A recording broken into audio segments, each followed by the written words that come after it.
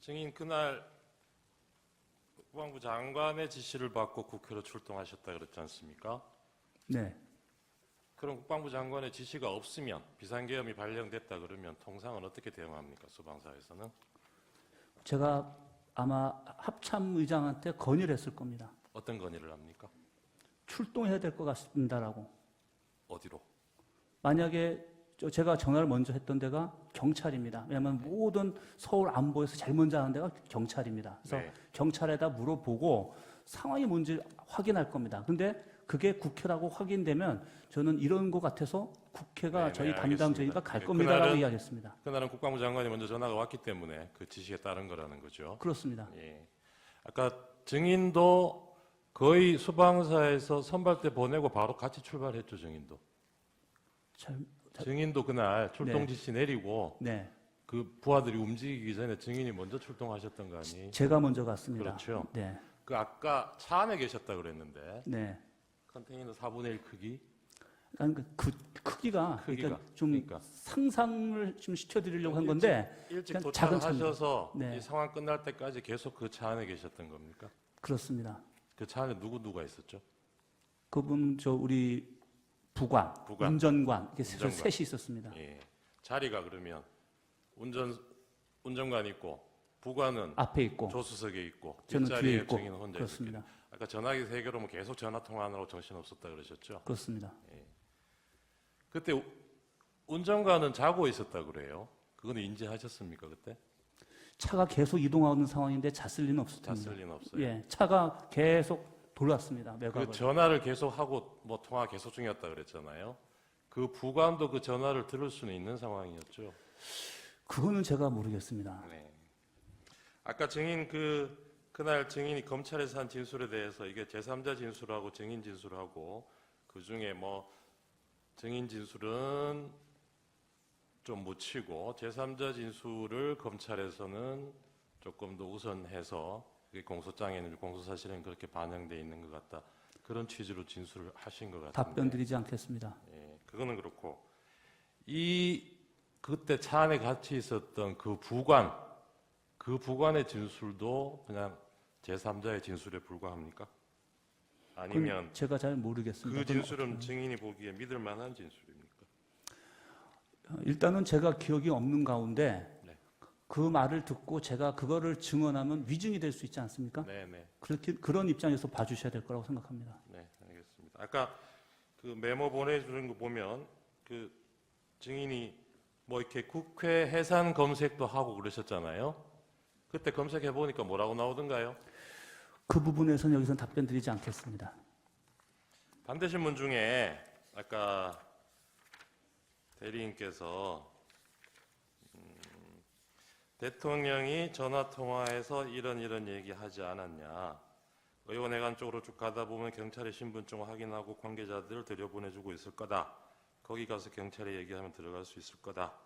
이렇게 얘기하지 않았냐고 물었는데 증인 답변을 안 하셨어요. 이 부분도. 네, 근데 원래 증언 거부할 수 있는 거는 네, 본인이 네, 유죄 판결 받을 수 있는 사실이 드러날 염려가 있을 경우에 안 할 수 있는 겁니다. 네. 근데 지금 이 내용은 만약에 대통령이 이런 얘기 했으면 대통령한테도 그렇고 증인한테도 그렇고 유리하면 유리하지 불리할 게 하나도 없는 얘기예요. 근데 이거 왜 답변을 안 하세요? 제가 정확하게 그걸 모르거나 기억이 안 나는데 네. 이거 얘기를 어떻게 해야 기억이 안 난다는 취지입니까? 네, 알겠습니다. 아까 증인 병력 투입 지시가 개헌법에 따른 적법한 지시라고 받아들였다. 이런 취지로 얘기하셨어요. 그렇습니다. 처음에 출동 지시 받았을 때는 그럴 수도 있다고 생각합니다. 근데 네, 이 생각이 나중에 대통령하고 전화 통화하고 그 이후에도 이 생각이 유지가 됐어요. 계엄 상황 끝날 때까지 이 생각이 유지가 됐습니까? 상황 평가는 계속 이루어집니다. 군인들한테는. 그러니까요. 근데 네. 그 평가가 재평가되기 전에 상황이 종료가 됐습니다. 네. 굉장히 빠른 시간이 끝났기 때문에 재평가가 그- 될 상황이 그 없었습니다. 중간에 이게 적법 여부에 대해서 의문을 가지는 순간이 한순간도 없었어요. 왜냐하면 병력이 외곽 대치선에 점령조차도 못했는데 네. 제 모든 관심은 병력이 배치돼서 그 배치 결과를 보고하고 예하 지휘관들이 이런 상황입니다. 어떻게 할까요? 라는 말을 들어야 되는데 도착을 안 했는데 어떻게 다음 거를 생각합니까? 그 당시의 상황에 대해서 증인하고 참모장하고 생각이 좀 다르지 않았던가요? 참모장은 제가 굉장히 신뢰하는 우리 제 장군 우리 전우인데 네. 굉장히 어떻게 보면은 좀 항상 저랑 의도적으로 반대 입장에서 레드 팀에서 항상 조언해주는 우리 후배입니다. 예. 그래서 제가 상당히 존중하는 후배고 그때 그날 참모장은 레드팀으로서 어떤 의견을 내던가요? 직접 먼저 가시는 게 맞겠습니까라는 얘기를 제가 들었던 것 같고 네. 그 다음에 몇 가지 조언을 한 것 같은데 다 기억나지는 않습니다. 그 처음에 출동할 때는 어떤 상황인지 잘 모르고 가셨다 했잖아요. 네. 근데 수방사가 보통 이런 비상사태 때 출동하는 것은 뭐 대테러 업무에 하기 위해서 가는 거 아닌가요? 대테러는 아주 일부입니다. 아, 그런가요? 네. 근데- 제가 앞서 말씀드렸지 않습니까?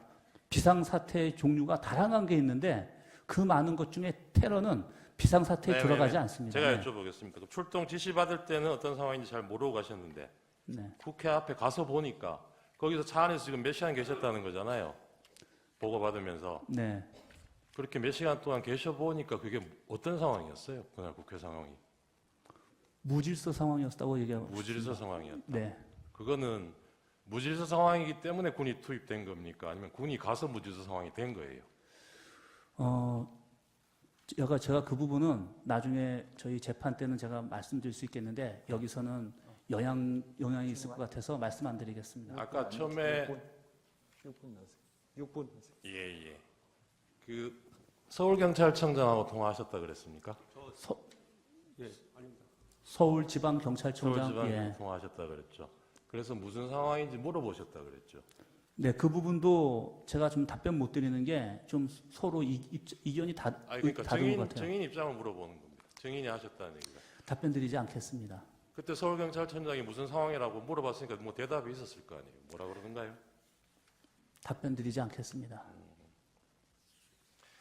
증인이 잘 모르고 가셨다던 그 임무를 네, 이 계엄 상황 종료될 때까지도 결국 모르고 오신 거예요. 소방사가 여기 왜 왔는지. 저는 어떻게 보면은 결론적으로 부하들한테 제가 나중에 모아놓고 제 입장에 소감을 얘기해줬는데 네. 거기에다 담겨 있다고 생각합니다. 근데 네. 그 부분이 제가 제 부하들한테 고맙고 왜냐면은 제가 명확하게 임무를 부여해주지 못하고 가시화시켜주지 못한 상태에서 그 증인도 무슨 임무인지 모르셨다니까. 구체적으로 직무를 내려줄 수가 없었겠네요. 현장 가서 판단하려고 했는데 네. 현장에 진입을 못했기 때문에 또 보고를 못 받았기 때문에 상황을 모르고 끝났다는 입장입니다.